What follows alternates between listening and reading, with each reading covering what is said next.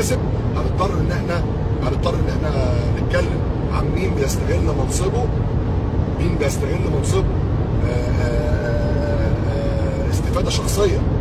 في ناس جوه مجلس اداره الزمالك بتستغل منصبها عشان يستفيدوا هم على المستوى الشخصي، على المستوى المادي وعلى المستوى الادبي والمعنوي.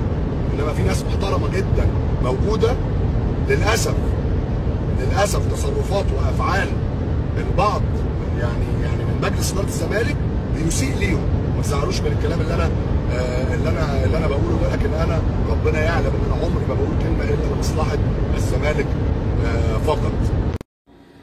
مساء الخير على الجميع، ويا رب الكل يكون بألف خير وصحة وسعادة. فيديو جديد أتمنى من الله أن ينال رضاكم وإعجابكم. انتهى الماتش من أمس برضو ولا زال صدى أحداثه مستمرة حتى اليوم. وطبعا النهاردة شفنا المواقع كلها نزلت اللاين أو نزلت إحداثيات خط المرمى وشفنا الكورة فعلا إن الكورة ما تخطتش برضو خط المرمى، وبالتالي حكم المباراة كان قرار صائب 100% بعدم احتساب الهدف. ومن هنا حابب اوجه سؤال واحد بس، هو الغندور ظلم الزمالك في ايه؟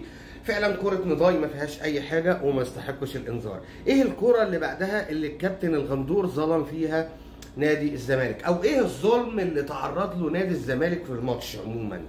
ضربة الجزاء خلاص قلنا 150% الكرة لم تتخطى، والنهارده معظم الناس الزملكاوية اعترفوا بكده وقال لك خلاص بعد ما شفنا الخطوط الكرة لم تتجاوز خط المرمى.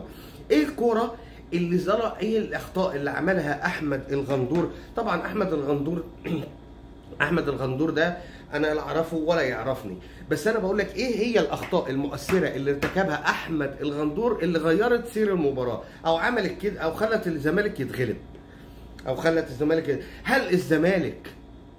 هل الزمالك كان امبارح متفوق على المصري وفرص؟ لا، بدليل ان الشوط الاول ما فيش ولا فرصه لنادي الزمالك، جوه الثلاث خشبات ما فيش ولا فرصه. الفرصه الوحيده المحققه خلال 90 دقيقه كانت فرصه متيابه اللي ضاعت. يعني نادي الزمالك ما راحش على نادي المصري بهجمات نقدر نقول عليها خطيره، فما لعبش كوره. دي اول حاجه، ودي مش معناها ان هو يتظلم تحكيميا، لا، انا بقول لك ايه الظلم التحكيمي اللي تعرض له نادي الزمالك امبارح بخلاف كوره ضربه الجزاء اللي الكل اجمع ان هي ما دخلتش. فبالتالي الكوره عشان نبطل بقى الايه الهياط والعياط والصياح والحاجات دي خالص، نادي الزمالك استحق امس الهزيمه ومفيش اي خطا تحكيمي مؤثر على نتيجه الماتش. الكوره ضربه جزاء الله اعلم، ما اعرفش هل لمست او ما لمستش، قلنا امبارح الله اعلم، ما اعرفش، بس خلاص حسب لك ضربه جزاء، يبقى الفار شافها من منظور معين وحسبها. ما دخلتش الكوره خلاص، الكوره ما دخلتش. لكن شفنا الكل امبارح، كل اعلامي نادي الزمالك، كل يوتيوبر، كل البلوجر بتوع نادي الزمالك، احنا اتظلمنا، فين العدل؟ ونسيوا من 3 ايام كان في كارثه تحكيميه بطلها حكم اسمه عبد العزيز السيد، تغاضى عن طرد واحد اسمه حسام عبد المجيد من الدقيقه 29، كان سيراميكا كليوباترا الماتش كان هيتغير تماما، لانك هتلعب ناقص من الدقيقه 29، وقال لك لا عادي ممكن تعدي، او دي برضه ممكن تعدي، زي ما بتتكلموا ليكوا اتكلموا مع ليكوا، مش دي تعدي ودي ما تعديش، لا، ما تكلش بمكيالين وترجع تقول انا اتظلمت هنا. وانت الماتش اللي فات الحكم تغاضى عن طرد صحيح اجمع عليه جميع المحللين وجميع الحكام ان في طرد مستحق، وانت ما اتحسبتلكش، خلاص يبقى زي ما ليك زي ما عليك. برضو ارجع تاني للكونفدراليه، اصل المخرج، اصل الحكم، اصل مش عارف ايه، اصل كان في ضربه جزاء وبسببك برضو غيروا الفيفا، غير اللوائح بسبب تنظيمه وبسبب تحكيمه وبسبب، قال لك لا ده في كذا وفي هنعمل كذا وهنعمل كذا وهنجيب مخرج. يعني الاخطاء التحكيميه ليك وعليك، يوم ليك ويوم عليك.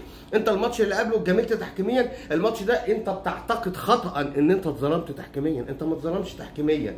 لقينا كلهم بلا استثناء احنا اتظلمنا واحنا مش عارف ايه، ونادي الزمالك سابوا كل حاجه في الماتش، سابوا كل حاجه، الخناقات واللي حصل وعبد الله السعيد وحسام عبد المجيد وعواد، سابوا كل حاجه وراحوا منزلوا بيان اللي هو رئيس النادي بتاع العوام والسوقه ده، اما نزل لك بيان جايب فيه سيره الاهلي. يا ابني هو الاهلي ماله؟ الاهلي كان طرف معاك.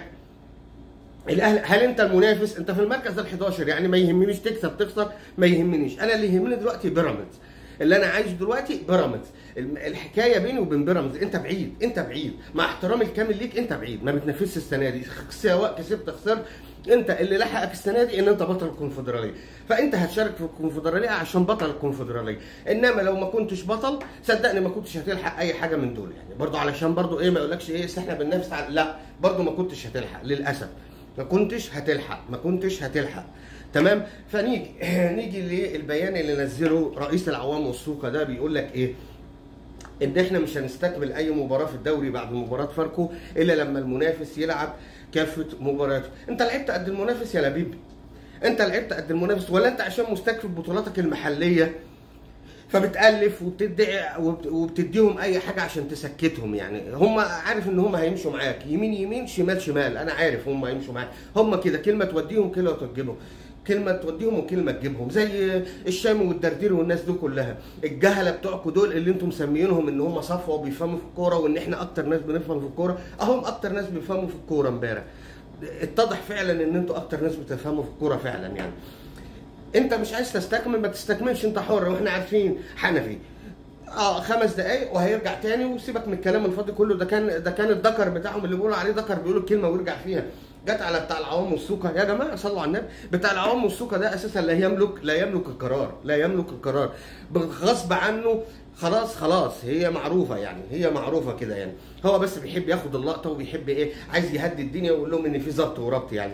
انت لعبت قد ايه؟ ايه الفرق بيني وبينك قد ايه؟ كام مباراه؟ ماتشين صح؟ الفرق بيني وبينك ماتشين. ايه المشكله في الماتشين يعني؟ الماتشين دول مضايقينك قوي كده؟ هل انت لعبت قد مباريات الموسم ده؟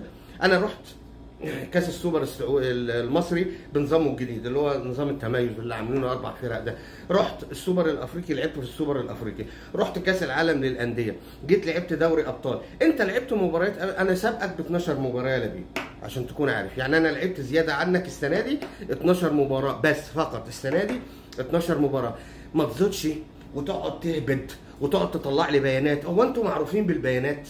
كل واحد ما يعجبوش حاجه البيانات والحكم، وعايزين نعرف ايه اللي حصل، وعايزين نعرف ايه. لا، احمد الغندور ما ظلمكش امبارح تماما، لو كان في ظلم الظلم جاي لك من الفار، ليه؟ لان الفار ما رجعوش يشوف اللقطه، زي برضو لما رجعوا الماتش اللي قبل كده ماتش سيراميكا وبرضو لغالك ان حسام عبد المجيد ينطرد، يعني ليك وعليك ماتش وماتش. شوف، هو ماتش انت اتجاملت فيه تحكيميا، وماتش انت اللي بتقول ان انت اتظلمت فيه تحكيميا، واحنا مش شايفين دي. فبالتالي بلاش الادعاء المظلوميه على طول كده يا جماعه، بلاش ادعاء المظلوميه وشغل البيانات لان احنا عارفين تمامكم ايه، انت عارفين، انت دايما حاطط راسك براس الاهلي، ما ينفعش يا حبيبي، ما ينفعش تحط راسك براس الاهلي، لا انت منافس الاهلي الموسم ده ولا انت اساسا يعني مرجح ان انت تكون منافس، فاهم ازاي؟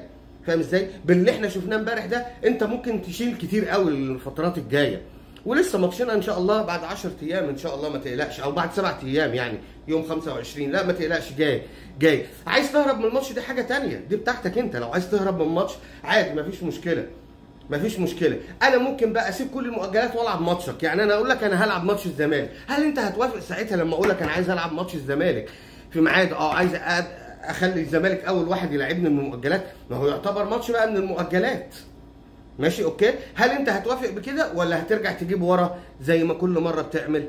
فبلاش بقى البيانات بتاع العوام والسوقه اللي بتضحكوا بيها على عقول القطيع بتاعكم ده، واستقيموا شويه علشان حتى سلكوا. احنا شفنا امبارح لعيبه بتضرب لعيبه، وناس بتشوح، وناس بتخانق مع المدير الفني، بيبلطج على حكم، دي مش روح فريق او اوضه لبس فريق عايز يكسب بطولات، دي بلطجه وقله ادب. اخر حاجه الهجاص بيقول لك ان هو اتظلم تحكيميا، الهجاص طالع يقول ان الزمالك اتظلم تحكيميا يا جماعه.